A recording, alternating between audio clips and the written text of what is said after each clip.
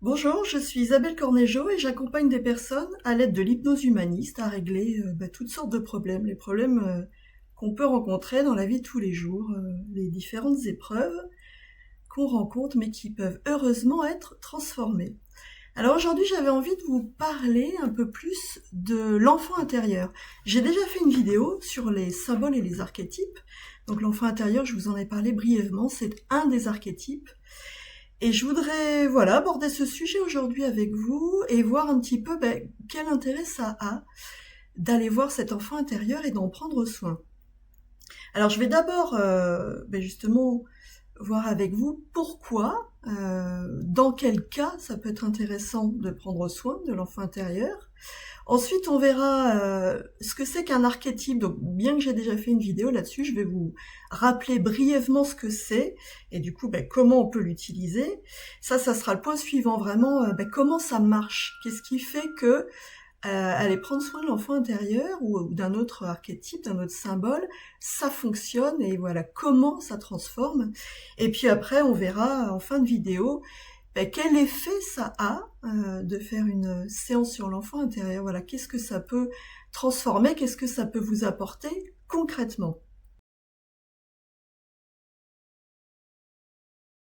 Alors, pourquoi prendre soin de l'enfant intérieur? Autrement dit, dans quel cas ça peut être intéressant d'aller le voir un petit peu, cet enfant intérieur?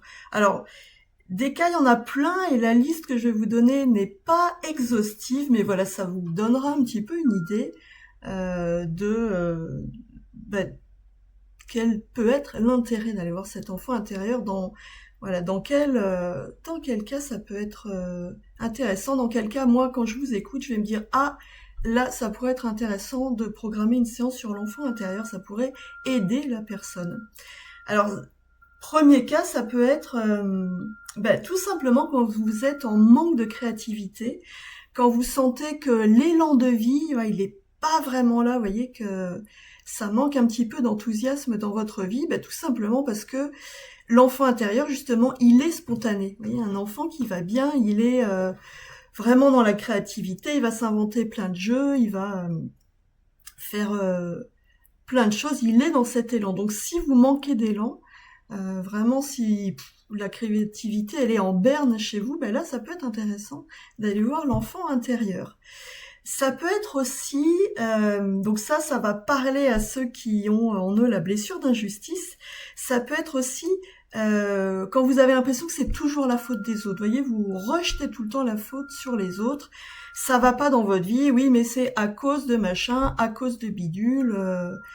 Voilà, c'est toujours l'extérieur. Enfin, vous avez vraiment la sensation d'être un petit peu victime des autres et d'être un peu dans cette injustice. C'est pas de bol, ça tombe toujours sur vous. Enfin, vous voyez ce truc là de les autres font suer quoi. En fait, ça va jamais avec les autres.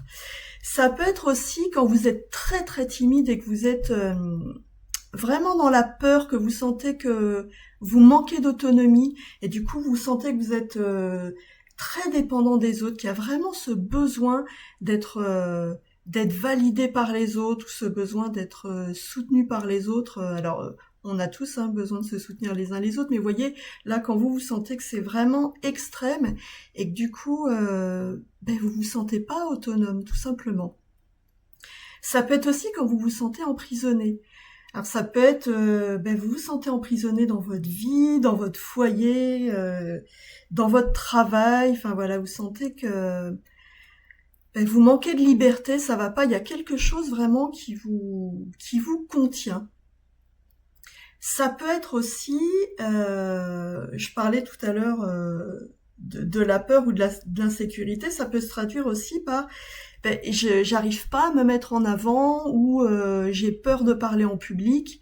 Vous voyez, ça peut être ceux qui vont être toujours en retrait, ceux qui dans un groupe vont pas oser s'exprimer ou ceux qui vont être mal à l'aise dans la foule ou dans une réunion où il y a beaucoup de monde. Vous voyez, c'est ceux qui se sentent toujours qui sont tout petits, qui étaient au fin fond dans la classe, par exemple. Ça peut être aussi ceux qui ont la sensation de toujours manquer de chance. Eh ben alors là, c'est pas de bol, il y a un truc, une tuile qui tombe, c'est pour moi.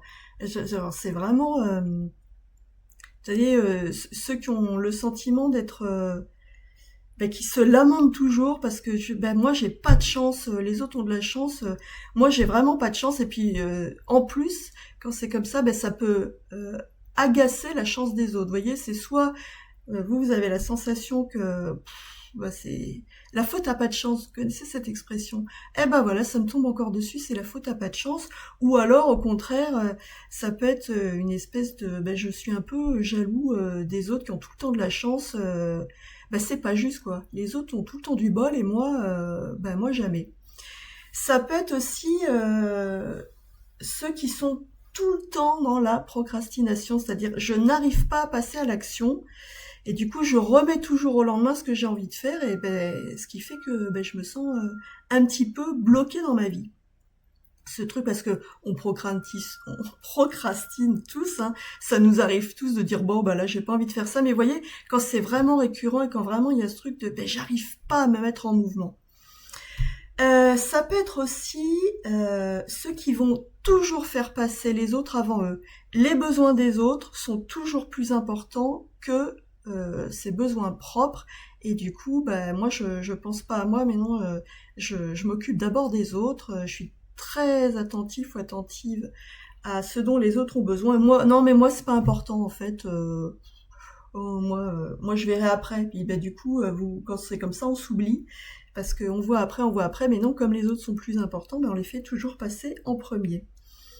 Ça peut être aussi, alors ça c'est vraiment lié à l'attachement, ça peut être ceux qui ont un grand besoin des autres, un grand besoin de l'amour des autres et qui du coup vont tout faire pour essayer d'attirer l'attention des autres parce que ils sentent bien qu'ils n'arrivent pas à se satisfaire eux-mêmes, à accéder eux-mêmes à cet amour et du coup il y a vraiment ce besoin quoi d'être entouré par les autres, choyé par les autres.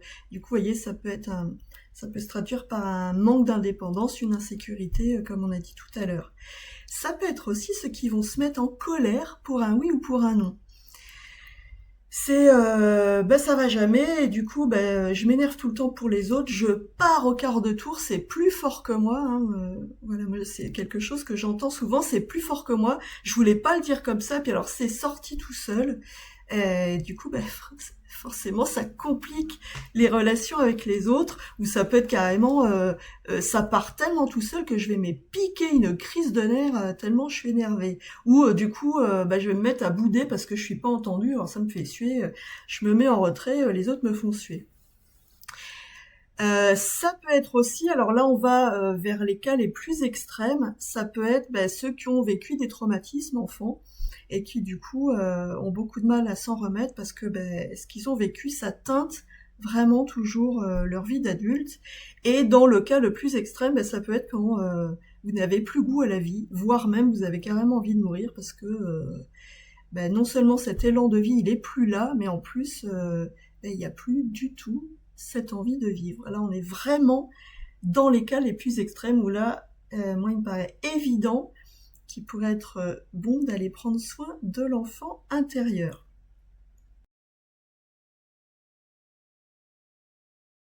Alors ensuite, c'est quoi un archétype? C'est quoi un symbole? Donc j'en ai parlé, hein, j'ai fait une vidéo un peu sur les symboles, donc je vais pas revenir en détail là-dessus, mais disons que vous savez tous ce que c'est qu'un symbole, c'est une image qui va véhiculer des informations. Je cherche un exemple. Qu'est-ce qui pourrait être? Ah oui, voilà, je repense à une séance que j'ai eue il y a pas longtemps. L'épée, par exemple. L'épée, c'est un symbole. L'épée, vous voyez, c'est ce qui coupe. C'est un symbole de force. C'est un symbole de puissance, un symbole masculin. Voilà, c'est un exemple qui me vient comme ça, complètement spontanément, parce que je repense à une séance que j'ai faite il y a pas longtemps. Et donc, l'archétype, lui, c'est un symbole universel. C'est-à-dire que l'archétype, il est valable quelle que soit la culture. Donc on prend n'importe qui dans n'importe quel pays sur la planète, ça va lui parler. Donc effectivement, l'enfant intérieur, ça parle à tout le monde, puisqu'on a tous été enfants. Voilà, c'est universel et c'est pareil, c'est en dehors du temps. Quelqu'un, je sais pas, qui a vécu il y a des siècles, quelqu'un aujourd'hui ou quelqu'un dans le futur, l'enfant, ça va toujours parler puisqu'on a tous été enfants. Voilà, c'est ça un archétype. Et donc, l'archétype, c'est aussi, il va contenir, alors là, l'enfant intérieur, il va contenir tout votre vécu. C'est-à-dire que l'archétype, il va, voyez, vous grandissez, donc j'ai pareil, hein, j'ai fait une vidéo sur les blessures émotionnelles, je vous renvoie à cette vidéo où je détaille ça un peu plus, mais en gros, voilà, vous grandissez, vous êtes confronté à différentes difficultés, différentes épreuves, c'est comme ça que vont se construire toutes vos blessures émotionnelles. Donc, votre archétype de l'enfant intérieur, c'est-à-dire votre enfant intérieur, il va contenir, c'est un contenant, c'est comme un grand sac. Voilà, c'est quelque chose qui va contenir, c'est une boîte. Donc l'enfant intérieur, mais il va contenir toutes vos expériences de vie. Il va contenir les expériences heureuses, tout ce qui a été vraiment joyeux, et il va contenir aussi tout ce qui a été épreuve, tout ce qui a été désagréable. Et moi, c'est à cette partie-là que je vais m'intéresser, parce que quand vous venez me voir, c'est parce que ça va pas, hein, vous venez me voir pour aller mieux. Donc quand on prend soin de l'enfant intérieur, on prend soin de l'enfant intérieur blessé. C'est-à-dire qu'on va aller voir, alors c'est pas vous spécifiquement, attention, c'est un symbole. On va voir le symbole, c'est-à-dire qu'on va pas aller voir vous, enfant, on va aller voir cette boîte, ce contenant, dans laquelle se retrouvent voilà, toutes vos blessures. Et le but, ça va être, en allant voir cet enfant intérieur blessé, donc qui contient toutes ces expériences, mais le but, ça va être de vraiment prendre soin de cet enfant intérieur qui a été blessé. Hein, c'est tout un cheminement, je vais vous guider et l'accompagner pour l'aider à guérir ses blessures, l'aider à transformer tout ce qui a été désagréable, négatif, impactant, blessant, et pour l'amener à transformer ces informations. Et du coup, le but, ça va être de diminuer la charge émotionnelle qui est liée à tout ce que vous avez vécu de désagréable.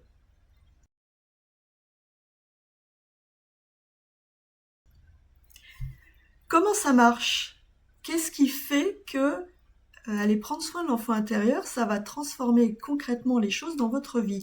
Mais c'est parce que l'archétype, comme je vous l'ai dit, c'est un symbole et c'est les symboles, c'est le langage de l'inconscient. Alors vous vous en êtes peut-être déjà rendu compte, ce qui est flagrant, c'est quand on rêve. Quand on se réveille le matin, des fois on a fait un rêve, mais qui nous paraît sans queue ni tête, on se dit mais qu'est-ce que c'était que ça? Mais qu'est-ce que ça voulait dire ce rêve? On passe d'une situation à une autre, on a l'impression d'être en dehors du temps, en dehors de l'espace, enfin c'est complètement flou, mais c'est parce que le langage qu'utilise l'inconscient, c'est les symboles. Lui, il fonctionne par image. Et pourquoi il fonctionne par image? C'est pareil, j'en ai déjà parlé dans une autre vidéo. C'est parce que l'inconscient, il traite tellement d'informations simultanément, il a en stock. C'est-à-dire qu'il a dans votre mémoire, l'inconscient, il a toute votre mémoire. Tout votre vécu est stocké dans l'inconscient. Donc ça fait tellement d'informations, puis il va les regrouper par catégorie, il va les regrouper par image. Donc, en hypnose humaniste, comme on utilise les symboles, on va directement parler le langage de l'inconscient, et en transformant ces symboles, on va directement transformer les informations qui sont contenues dans votre inconscient. C'est-à-dire qu'on va lui dire directement, dans sa langue à lui, ça, ce qui a été blessant, tu le transformes, c'est-à-dire quelque chose qui a été une épine, par exemple, un symbole qui contient plein d'épines, on va lui dire, regarde, on enlève toutes les épines, clac, clac, clac, clac, pour en faire quelque chose de doux, d'harmonieux, et du coup, l'inconscient, il passe de quelque chose de blessant, qui a plein d'épines, qui peut faire mal, à quelque chose de doux, ça y est, d'harmonieux, et hop, il guérit instantanément. Et c'est comme ça que ça fonctionne, c'est pour ça que moi j'aime beaucoup l'hypnose humaniste, parce que en travaillant directement sur les symboles et les archétypes, on va transformer qui vous êtes en profondeur.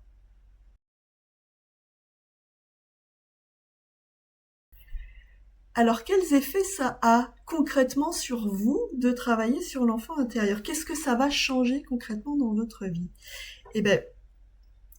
ce que ça va changer, c'est que ça va, comme je vous le disais, diminuer la charge émotionnelle qui était liée à tout ce vécu qui a été douloureux. Et ce qui est intéressant, c'est que l'effet, il est immédiat. Parce qu'en hypnose humaniste,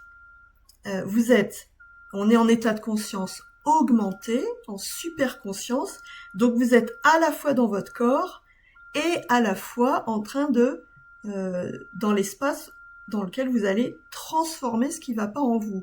Donc, puisque vous le vivez dans votre corps, vous êtes à la fois chez vous, assis sur votre fauteuil, sur votre chaise, et en même temps vous transformez. Ça veut dire que vous allez ressentir dans votre corps tout ce que vous faites. Donc, il n'y a pas de temps d'intégration, c'est immédiat, vous le vivez. Donc, ça se fait tout seul, ça se fait tout de suite.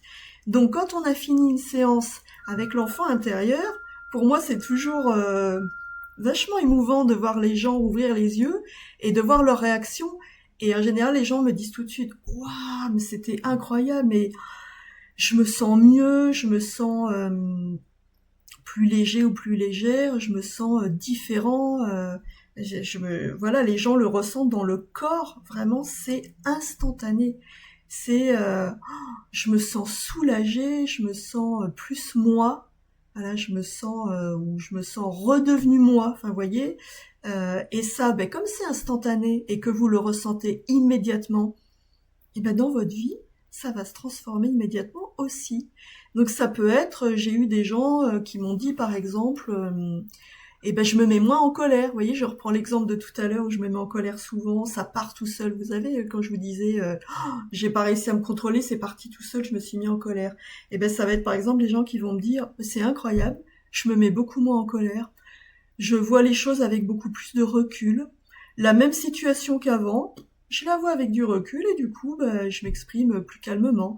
Ça peut être par exemple, ben, je me sens mieux avec les autres.